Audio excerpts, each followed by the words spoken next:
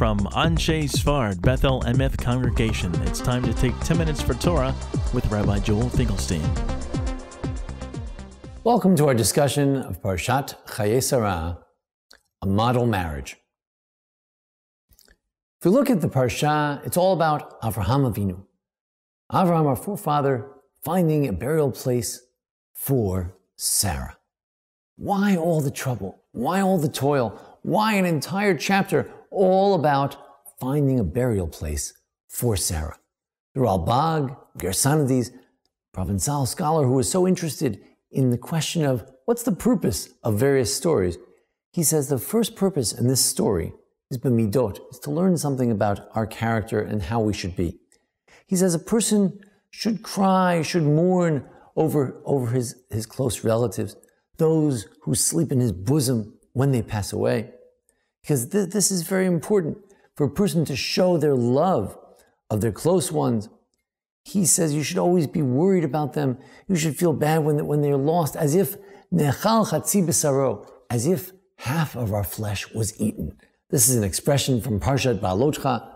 Aaron said that to Moshe about Miriam and her suffering. And he says, it's very important. The love we have in our families is very important in terms of social structure, the social fabric. He says, certainly the love of a husband and wife. He says, if you have great love, you will try to make sure that in their own lifetime, that they're healed. If God forbid, a spouse is ill, you'll work hard to help them get better. In fact, there are studies today that show that people who are married live longer, live healthier. There is a medical benefit in being in a healthy, supportive marriage where people are looking after each other to make sure they live long and healthy lives. This is part of the lesson of Avraham crying for his wife. It's lispod l'sarah. He had an intellectual relationship with her. He had a spiritual relationship. He was giving eulogies in which he was describing and analyzing who she was and what she was. And he also had an emotional relationship. V'liv kota. He came not only to eulogize intellectually, but to mourn, says Rabbi Soloveitchik, in an emotional fashion. His connection and link with her, as in any model marriage, was both intellectual, marriage of friendship, and it was a marriage of an emotional one. Avraham and Sarah are one of the only couples that we find where we barely even know them and they're already married. We don't even need to learn about their courtship. As far as we're concerned, Abraham took Sarah, Sarai, they were automatically married. This is a couple that they're always together. They've always been together from the very beginning. They went through thick and thin together. The love that Abraham has for Sarah is usually, we think of love sometimes in prospectively, in the future, the love of an engaged couple for each other and the love that they will have for each other. But this week's Parsha is a testament to retrospective love. Love that can say, after all these years, I can truly say that I loved her and how great she was. That's retrospective love, and that's the greatest love. And therefore we find famous thought that it was after that Rivka and Yitzchak were married later in the Parsha, that's when he loved her, after they were married, because retrospective love is even greater than prospective love. Imagining how much you will love someone is not as great as looking back and see how much you did love someone.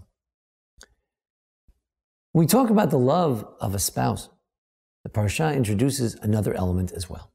This section of Sarah is framed with Rivka all around her. In last week's Parsha, we learn of the birth of Rivka, that there is a person in the family tree, Nahor's family, Bethuel's family, whose name is Rivka. And immediately after that, Sarah dies. And then we find a bride for Isaac. And after we find a bride for Isaac, Vayinachem Yitzchak acharei imo.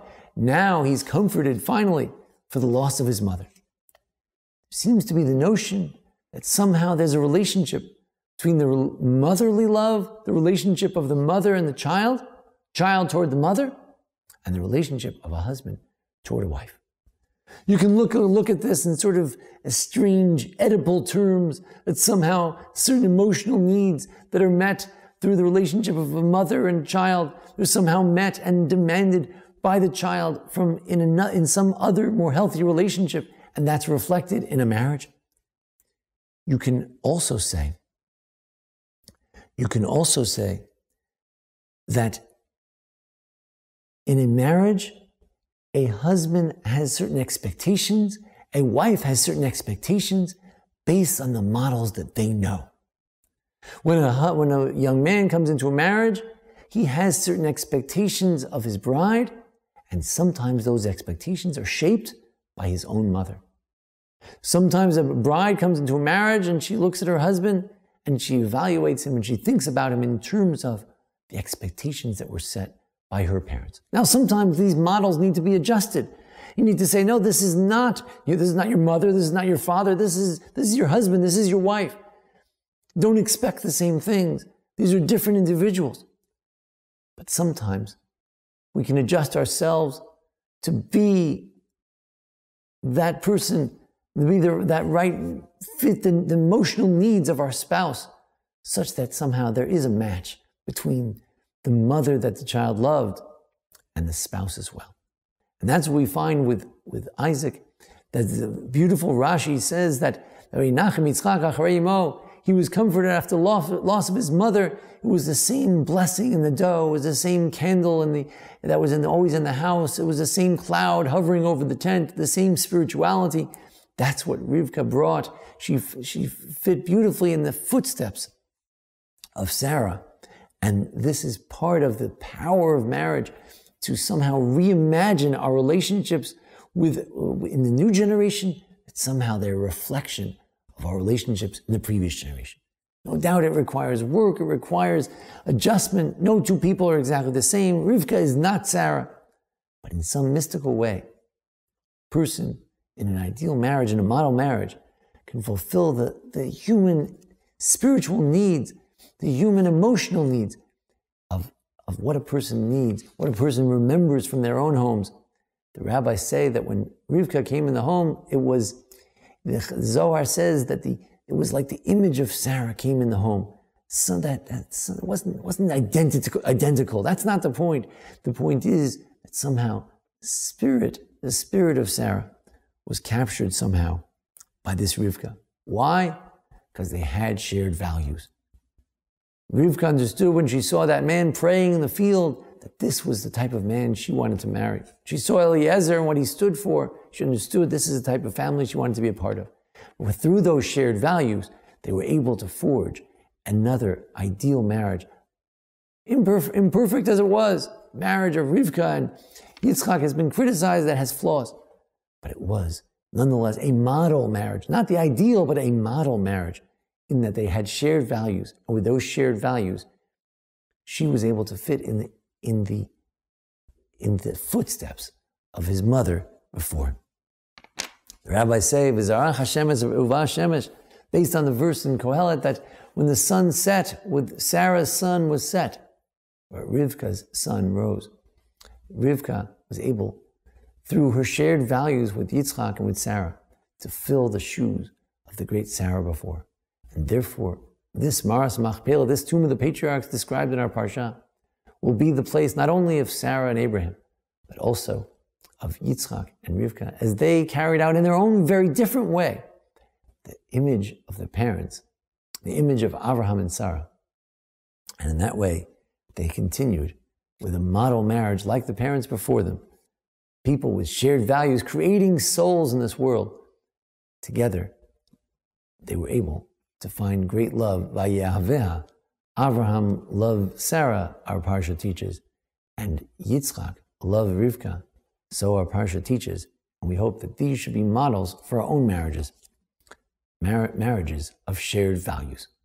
Marriages that bring greater health to each spouse through the love and care of one for another. Thank you for joining us here at the Anshe Sfard Beth Lemeth congregation for our discussion of Parshat Chayay. Join us each week as we discuss each Parsha, holidays, various questions of Jewish law. And thanks to Jason Lefkowitz for making today's presentation possible.